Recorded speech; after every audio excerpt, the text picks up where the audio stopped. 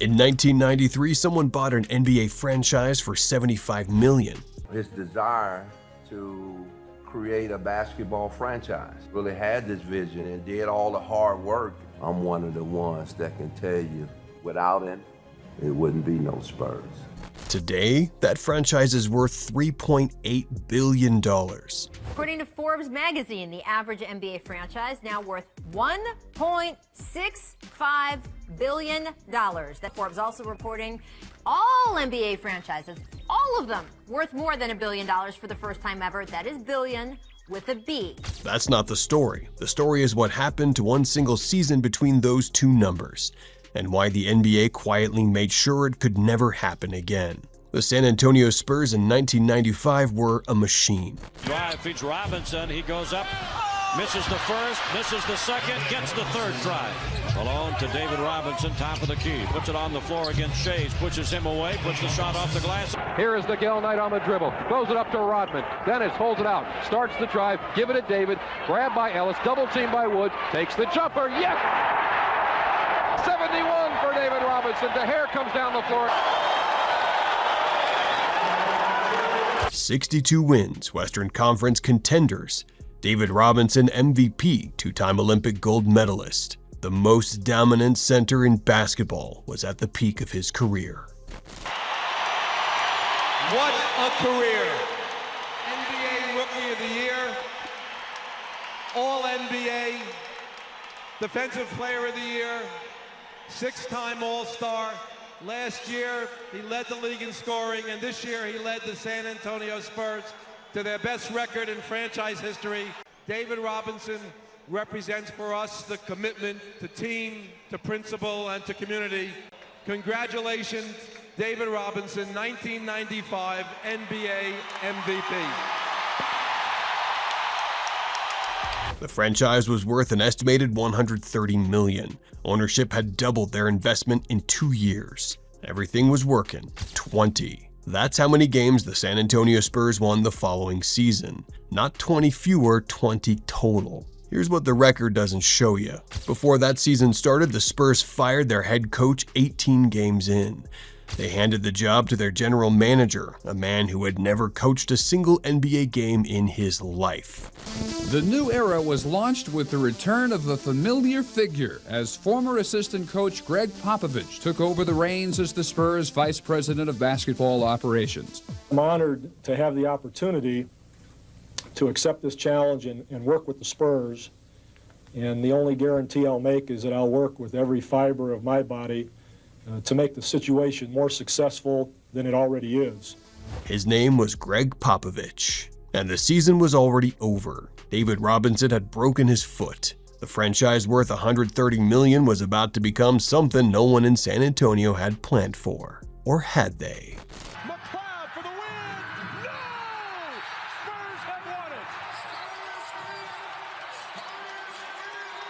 The Spurs snap a four-game losing skid, and Greg Popovich gets his first victory as an NBA head coach. The final 106-105 as McLeod's off-balance shot does not. Here's the financial architecture nobody explains. In 1997, the NBA draft lottery gave the team with the worst record a 25% chance at the first pick. The second worst, 19.9%. The third worst, 15.6%. San Antonio finished with a third worst record. The Boston Celtics finished worse. By every mathematical probability, Tim Duncan was going to Boston. That's the odds the San Antonio Spurs had of drafting the player who had become the greatest power forward in NBA history. With the first pick in the 1997 NBA draft, the San Antonio Spurs select Tim Duncan from Wake Forest University. They are on their feet here in Charlotte, North Carolina. The ball dropped. San Antonio won. Tim Duncan signed his rookie contract on July 23, 1997. 3 years, $10,230,000. $3,410,000 per year. For the player who would deliver San Antonio 5 NBA championships over the next 17 years. That's not a salary, that's a rounding error on what he was actually worth. And here's what ownership knew that Duncan didn't. The CBA rookie scale meant they didn't negotiate that number. They didn't have to. The league said it. The system said it. Tim Duncan had no leverage and no choice. He signed. The rookie salary scale was introduced in 1995, 2 years before Duncan was drafted. It exists for one reason: to protect franchises from overpaying for unproven players. It also protects franchises from paying proven players what they're actually worth before the team controls them. Duncan's first contract paid him $10 million over 3 years. In those 3 years, he delivered San Antonio their first NBA championship, 2 Finals MVP awards, and a franchise value that climbed from $130 million to over $400 million. The math is not complicated. The math was never meant to be seen. In 1997, the NBA watched San Antonio win that lottery. Together as a team, and we do a great job and pull this one out. It's for all of them. We saw at halftime all the people in your homeland. What do you think's going on down there right now? The San Antonio Spurs hoist the championship trophy. Tim Duncan holds the MVP trophy aloft. They watched a franchise go from 20 wins to 56 wins in a single off-season. They watched a $75 million investment begin its climb toward $3.85 billion. And in the next collective bargaining agreement, they quickly flattened the lottery odds. Peter, congratulations. We heard the enthusiasm that you let out. What's going through your mind? It's just, I might faint. I'm so excited. The city of San Antonio, our fans. Well, congratulations. The organization has certainly done well when they've had picks this high in the draft. The team with the worst record used to have a 25% chance at the first pick. Today it's 14%. Every team in the bottom 3 gets the same odds. They didn't announce it as punishment, they called it competitive balance. But the timing tells you everything. San Antonio accidentally found the most efficient asset acquisition in basketball history. And the league spent the next 2 decades making sure no one could do it again. How does your team climb the mountain back to NBA champion? Great coaching, persistence, drive, love for the game. I don't know. Just the close of a career. I know it's coming to an end. I don't know if I'll ever have a chance to do this again. And my kids and all we've been through, and just it's a real emotional time. Except one team did, recently, and they didn't need a broken foot to do it. The San Antonio Spurs just ran the same play. Different decade, different rules, same result. 22 wins in 2022-23, the worst record in the NBA. That's the odds they had at the first pick. The same franchise, the same city, the same ownership DNA. And somehow the ball dropped again. The second pick will be made by the Charlotte Hornets. And that means that the #1 pick in the 2023 NBA draft goes to the San Antonio Spurs. Their first #1 pick since 1997 in Tim Duncan. And take a look at the guys they've drafted #1 in the past. Not only Tim Duncan, but also David Robinson.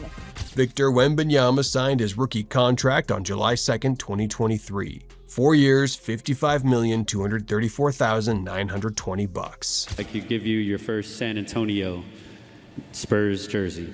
Everybody give it up for Victor Wembanyama.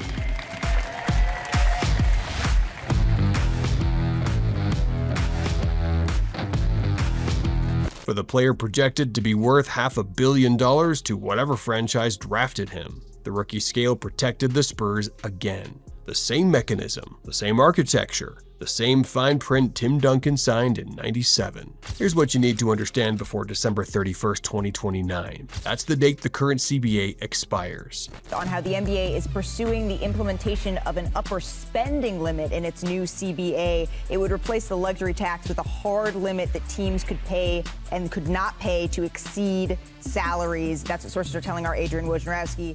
Every rookie scale contract, every salary cap mechanism, every rule the NBA put in place after watching San Antonio turn $75 million into $3.8 billion, all of it gets renegotiated on that date. The owners know what happened in '97. They know what happened in 2023, and they are not going to let it happen a third time without extracting something in return. The question isn't whether the Spurs built 2 dynasties through the same broken system.